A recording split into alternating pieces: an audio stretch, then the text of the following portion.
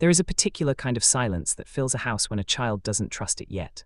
Not the comfortable silence of a family winding down after dinner, dishes drying in the rack, the television murmuring from another room. It's a different kind, careful, watchful, like the silence of a deer standing at the edge of a yard, deciding whether to run.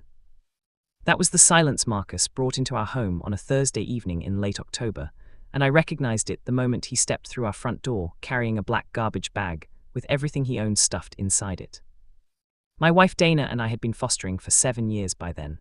We'd had 11 children come through our home in Asheville, North Carolina, some for a few weeks, some for over a year.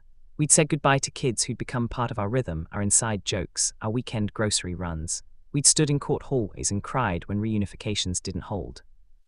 We'd learned to love children in the particular way fostering demands, which is fully and without guarantee, and we'd made peace with the fact that love and loss in this work are the same breath. But Marcus was different from the moment his caseworker, a tired woman named Phyllis who wore the same green cardigan every time we saw her, walked him up our front steps and gave us a look I hadn't seen her give before. It wasn't the standard look she gave when dropping off a kid with a complicated file. It was something more like an apology. He was 16 years old, 5'9", with close cropped hair and eyes that took in everything at once. He shook Dana's hand when she introduced herself. He shook mine. He said, "Nice to meet you," in the voice of someone who had learned to perform basic courtesy as a survival skill and had gotten very good at it. Phyllis handed us his file, said she'd follow up on Monday, and left faster than she usually did. I noticed. Dana noticed too. We didn't say anything about it until later. We showed Marcus his room, the one we'd painted a soft grey the week before because Phyllis had told us he was a teenage boy and we defaulted to neutral, not knowing anything else about him yet. He stood in the doorway and looked at the room for a long moment. There was a bed with clean sheets, a dresser, a desk with a lamp. Normal things, ordinary things. I watched him look at them like they were slightly unreal. "You can put your stuff anywhere," Dana said. "The dresser is empty, the closet too." He nodded. He said thank you. He set his garbage bag down on the floor and sat on the edge of the bed and looked at his hands. We gave him space. That's one of the first things you learn in this work. Space is the most valuable thing you can offer a child who has been moved around. Space says you're not going to demand anything from them right now. Space says there's no performance required. Dana made chicken and rice for dinner because it was simple and warm, and she always made it the first night with a new placement. And we called Marcus down when it was ready, and the three of us sat at the kitchen table and ate mostly in quiet. And I thought about that silence, that careful watching silence, and I thought, okay, we've been here before. We know how to do this. What I didn't know yet was what was in that file. What I didn't know yet was what Marcus had already survived. I read it that night after he went to bed. Dana read it over my shoulder. 4 placements in 2 years. The first family, a couple in Hendersonville, had sent him back after 6 weeks. The file noted behavioral issues without specifying what that meant. The second placement, a single foster mother in Weaverville, had lasted 4 months. The reason given was placement disruption due to household conflicts. The third family, a religious household in a town east of Asheville, had returned him after 3 weeks. The reason given there was more specific. It said the family felt they were not equipped to meet the needs of this youth. And then there was a note, added by a different caseworker than Phyllis, that said Marcus had disclosed his sexual orientation during his third placement, and that this disclosure had preceded the disruption. I put the file down.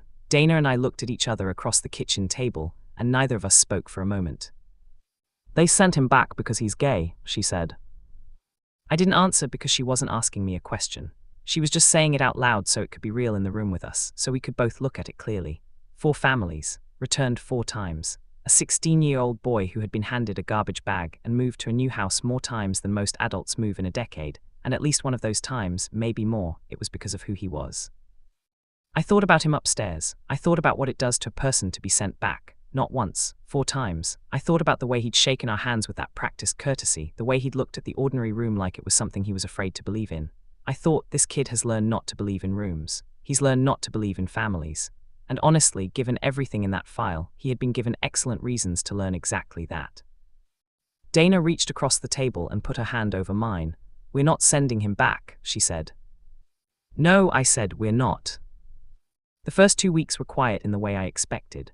Marcus went to school at Asheville High, came home, did his homework at the desk in his room with the door closed. He was polite at dinner. He answered questions with full sentences, which is more than some of our placements had managed in the first month. He helped clear the table without being asked, which surprised us both. He was, by every surface measure, an easy kid to have in the house.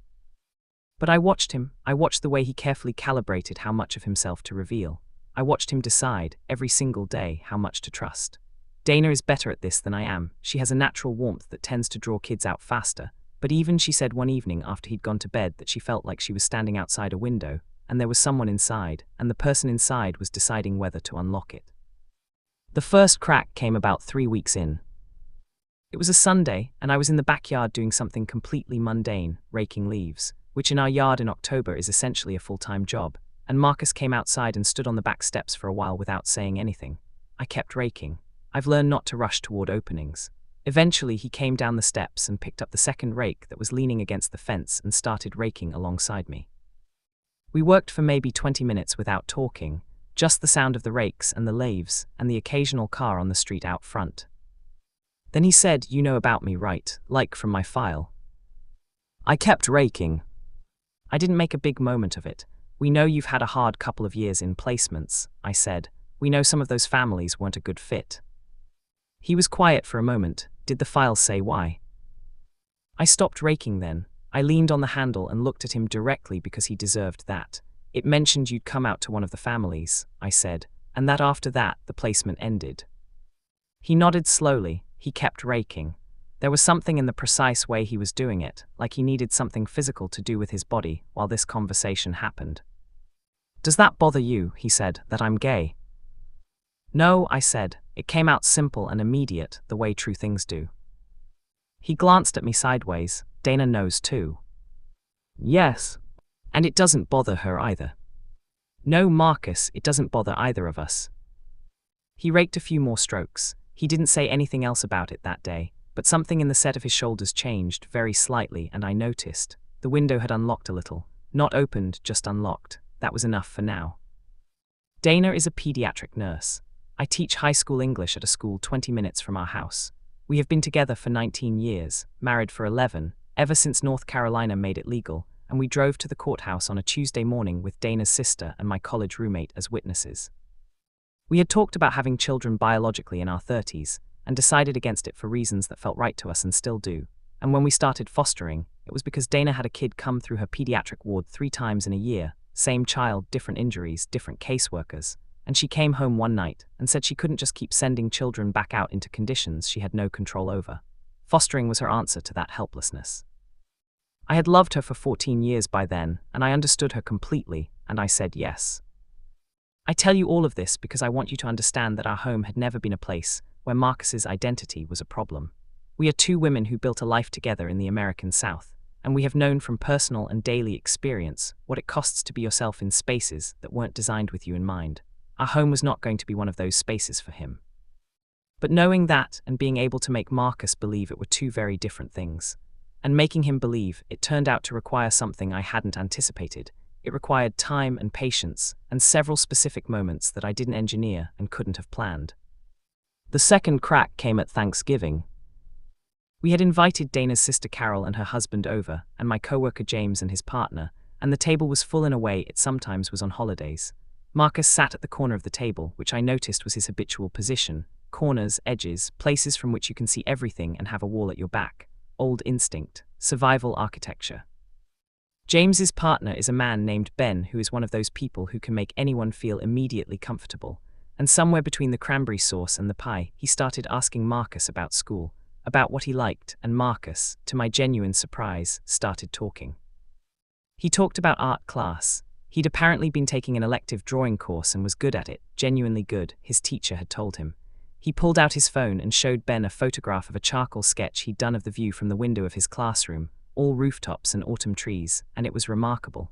There was real talent there.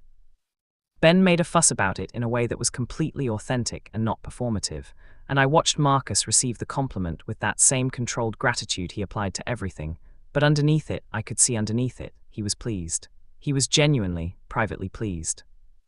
After dinner, after Carol and her husband had left and James and Ben were having a last glass of wine in the living room, I found Marcus in the kitchen helping Dana wash the dishes without being asked for the second time in our house. "You're good at that," Dana said. She meant the drawing. "My first foster mom taught me," he said. Not his first family, his first foster mom. The Weaverville placement, 4 months, the one that ended in household conflict.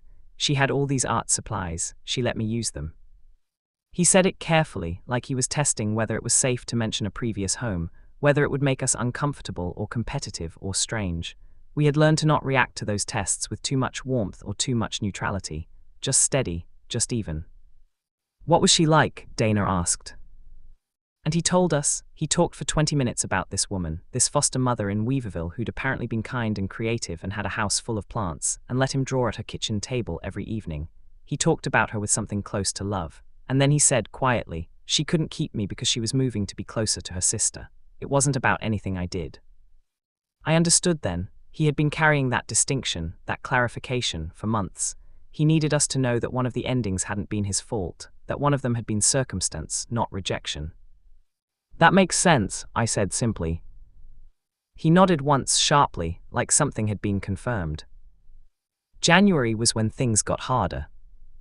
He came home from school on a Wednesday and went straight upstairs, which wasn't unusual. But dinner came and he didn't come down, and when Dana went up to check on him, she found him sitting on the floor with his back against the bed, knees pulled up, headphones in, not listening to music, just wearing them to signal that he was inside himself and didn't want to be reached. She didn't push. She left a plate outside his door and told him through it that she was there if he needed anything. He didn't eat the food. The next morning he came downstairs looking like he'd slept poorly and ate breakfast in silence. I drove him to school because it was raining and watched him walk through the front entrance and tried to read his posture from behind and couldn't. That evening, he knocked on the doorframe of the living room where Dana and I were reading, which was unusual because he almost never initiated contact. "There's a kid at school," he said. He stopped there, stood in the doorway, and I could see him deciding how much to continue. "Okay," Dana said, putting her book down, not rushing him. "He's in my art class," Marcus said, "and some people found out about him, and now it's bad for him." He wasn't talking about himself, or maybe he was. Maybe he was talking about himself through the lens of this other person, the way teenagers sometimes do, angling toward a painful subject from an angle that feels safer. "Bad how?" I asked. "People say things in the hallway, teachers don't do anything." He paused. I don't know how to help him. I tried to sit with him at lunch, and I think it made it worse because now people are saying things about both of us. There it was, he had sat with a kid who was being targeted, and in doing so had outed himself at school, or had confirmed what people apparently already suspected, and now he was absorbing the secondary fire. I felt something hot and quiet move through me. I know that feeling, controlled fury with nowhere immediate to go. "What are they saying?" I asked. He told us. I'm not going to repeat it here. The specifics aren't the point, and they don't deserve to be repeated. What mattered was that a 16-year-old boy was telling us that he was being harassed at school for being exactly who he was, and the school was not stopping it, and he had made himself more of a target by choosing to be kind to someone else in the same position. I watched Dana's face while he talked.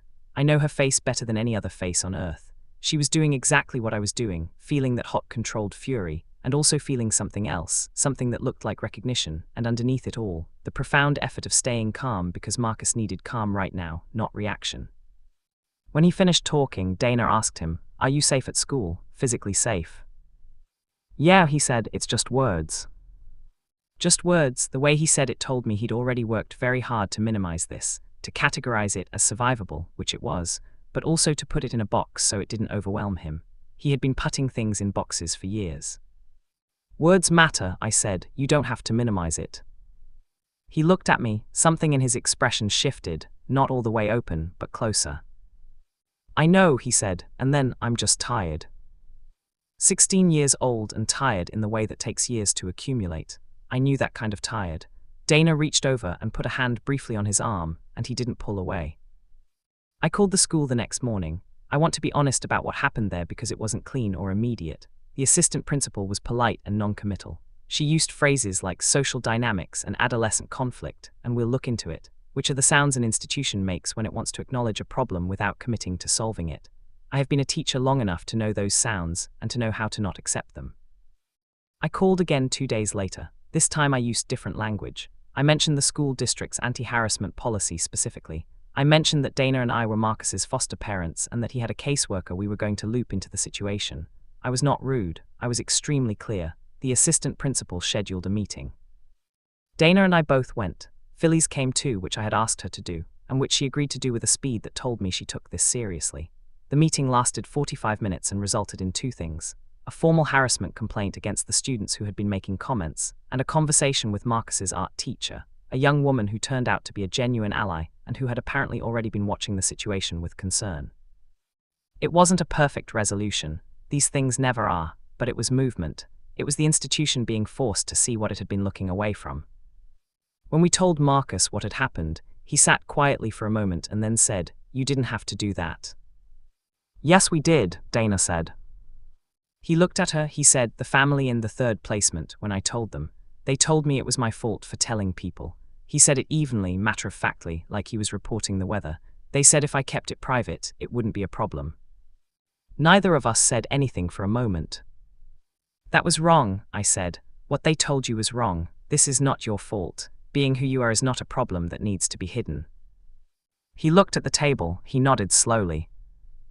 "The kid at school," he said. "He came to sit with me today." "Good," Dana said. "Yeah," Marcus said. And for the first time in the 4 months he'd been living with us, he smiled, not the polite performance smile, but a real one, small and quick, like he'd forgotten it was there, and it surprised him a little when it came. Spring happened gradually and then all at once the way it does in the mountains. The rhododendrons came in and the air changed and something shifted in the house too. Marcus had started leaving his door open in the evenings sometimes. He had started coming downstairs when Dana was cooking, not to help necessarily, just to be in the same room. He had brought home a sketchbook and left it on the coffee table, which was an act of trust I recognized immediately. He was making his work visible. He was offering something. Dana asked to see it one evening and he handed it over without hesitation. And they sat together on the couch while she went through it slowly, page by page, saying specific and real things about specific drawings, not generic praise, and I sat across the room pretending to grade papers and watching the two of them and feeling something I can only call accumulated gratitude, the kind that builds up quietly over months. His caseworker Phyllis called in April. She told me that Marcus's parental rights situation had finalized. His biological parents' rights had been fully terminated the prior autumn, which we knew, but there were extended family considerations that had taken time to resolve, and those were now resolved. She said that Marcus was legally free for adoption. I thanked her and got off the phone and sat in the kitchen for a long moment. Dana came in and found me sitting there and asked what Phyllis had said, and I told her, and we sat across from each other and did not speak for a long time, and then we both spoke at once and said the same thing. We hadn't talked about it explicitly before that moment, not because we'd been avoiding it, but because it had felt premature, and in foster care you learn not to run too far ahead of where you actually are. But the truth was we had both been thinking about it for months. I think we had both known, individually, for a long time. We just hadn't said it to each other yet. We needed to talk to Marcus. That conversation is one I have thought about hundreds of times since. I think about the way we set it up, dinner at his favorite place, a Thai restaurant in downtown Asheville he'd mentioned twice in passing, which was enough for Dana to make it the plan without explanation. I think about him ordering pad see ew and being pleased that we'd remembered without him having to ask. I think about how we waited until we were almost done eating, because starting a big conversation with hungry people is poor strategy in any household. Dana started. She said that we'd gotten an update from Phyllis, and that there were some things we wanted to talk to him about, and we wanted to be completely honest with him about everything. He went quiet in that old watchful way, the careful stillness. I watched his hands around his glass. She told him about the legal situation, that his parents' rights were terminated, that he was free for adoption. She said it plainly and gently, not dressing it up or down. He nodded. He already knew about his parents. He told us once, briefly, that he hadn't had any contact with them in over 2 years and didn't want any. There was a whole universe of pain in that sentence that we hadn't pushed him to open, because it was his to hold and his to share on his own timeline. Then she said, "Marcus, we've been talking, and we want you to know that we would very much like to adopt you if that's something you would want. We're not putting pressure on you. We're not asking you to decide right now. We just want you to know that we want you here, permanently, as our son." The restaurant was not a quiet place. There were other tables around us, other conversations, the sound of the kitchen. I heard all of it very clearly in the silence that followed. He looked at Dana, he looked at me. His expression was one I had never seen on his face before, not the careful performance, not the controlled gratitude, not even the small surprised smile from months ago. This was something undone and unguarded, something he hadn't had time to organize or contain, and it was painful to see in the way that real vulnerability always is, because it looked exactly like someone who had wanted something for so long that they had made themselves stop believing they could have it, and who was now faced with the possibility that maybe they could, and didn't know what to do with that yet. He pressed his lips together. He looked at the table. "I've been moved a lot," he said. I don't know how to trust that something is permanent." "I know," I said. "That makes complete sense. You don't have to trust it yet. You're allowed to need time." "We're not going anywhere," Dana said. "Even if you need a year to decide, even if you need to be angry first, or skeptical, or whatever you need, we're not going to put you in a car and drive you somewhere else because of how you feel or who you are." He pressed the back of his hand against his mouth for a moment. He blinked several times. "Okay," he said. His voice was different, rougher, more real. We ate the rest of the meal mostly in quiet, but it was a different kind of quiet than the one he'd arrived with in October. It wasn't the watchful silence of a deer at the edge of a yard. It was something fuller and more still, like a room after a window finally opens. "He took 3 months. I want to tell you he walked through the door the next morning and said yes, but that's not what happened, and I wouldn't want it to have happened that way because the speed of his yes mattered less than the truth of it. He lived with the question. He circled it. He came home from school some days and seemed to be working through something internal, and we didn't push." Dana told him once, simply, that if he had questions or fears or things he needed to say out loud, we were available for any of it at any time, and she didn't repeat it because she didn't need to. He knew. In July, a Thursday evening, the kind of warm southern summer evening when the light comes sideways through the trees and everything has a golden edge, he came into the kitchen where I was cutting vegetables for dinner. He stood at the kitchen counter and picked up a piece of carrot and ate it, and looked at the window for a moment. "I want to," he said. I stopped cutting. I looked at him. "The adoption," he said. "I want to." I put the knife down. I said, "Yeah." "Yeah," he said, and then very quietly, like he was trying it out, "I want a family that stays." I have held a lot in this life without breaking. I have learned it out of necessity, the way you do. But I will tell you that in that moment, standing at the kitchen counter on a July evening, I did not hold it. And he looked at me with a kind of startled openness, like my reaction was itself a piece of information, proof of something, and then he crossed the kitchen and let me hold him the way I'd wanted to for 8 months and had been patient enough to wait for. Dana came home 40 minutes later and found us eating dinner, and Marcus told her, and then the 3 of us were a mess together at the kitchen table, laughing at each other for crying, and he called us ridiculous, which was the first time he had ever teased us, and I thought, there it is. There's the boy inside the careful armor. There he is. Legal process took several more months. There is nothing cinematic about family court paperwork, and I will not pretend otherwise. There are forms and home studies and waiting periods and court dates and a lot of time in hallways and parking garages. Phyllis, our forever-tired caseworker in her green cardigan, cried in the courtroom. She told us afterward that Marcus was the 17th child she'd seen adopted in her career, and she still cried every single time. I believed her completely. What I want to tell you about the day itself is small and specific, because the small specific things are the ones I carry. Marcus wore a tie for the first time in his life. It was navy blue, and I tied it for him in the upstairs hallway before we left for the courthouse, and he stood very still while I did it, and looked at himself in the hallway mirror afterward with an expression I can only describe as trying himself on, seeing what he looked like in this moment, in this life. In the courtroom, before the judge signed the papers, she asked Marcus if he had anything he wanted to say. It's a common practice, letting the child speak. He thought for a moment. He said, "I've been in a lot of places that were supposed to be home. This is the first one that actually felt like it. I don't really have words for that except that I'm grateful, and I know what it cost them to keep choosing me." He paused. "I want to be worth that." The judge, a woman in her 60s who had clearly done this before, gave him a look that was pure warmth with no performance in it, and said, "Son, by everything I've read in this file, you already are." He's 18 now. He's a senior in high school, and he has already been accepted to an art program at a university in Raleigh. His sketchbooks line a shelf in his room, 8 of them now, filled up over 2 years of living here. He still prefers corners when we go to restaurants, old habit, and I sit across from him now instead of analyzing it. His friend from school, the boy from art class, the one he sat with at lunch and made himself a target to protect, they are still close. I will leave it at that and let Marcus's story be his own to tell when he's ready, and to whoever he chooses. What I will tell you is this. People asked us, when we first told them about Marcus, how we handled the fact that he'd been returned so many times. They meant it as a question about difficulty. Was he hard to manage? Was he troubled? Was there something about him that explained the disruptions? And I understood what they were actually asking, even if they didn't say it plainly, and my answer was always the same. There was nothing wrong with Marcus. There was never anything wrong with Marcus. There was a boy who was exactly who he was and had the profound misfortune of landing in homes that couldn't meet him there. That's not a child's failing. That is a system's failing. That is the specific, measurable consequence of placing a gay teenager in a home that treats his identity as a problem to be solved.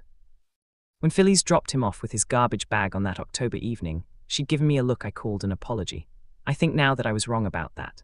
I think what she was actually giving me was a kind of desperate and tired hope, the particular hope of someone who has watched the system fail a child repeatedly and is placing one more bet on the chance that this time the landing will hold. It held. He is my son, I am his mother. Dana is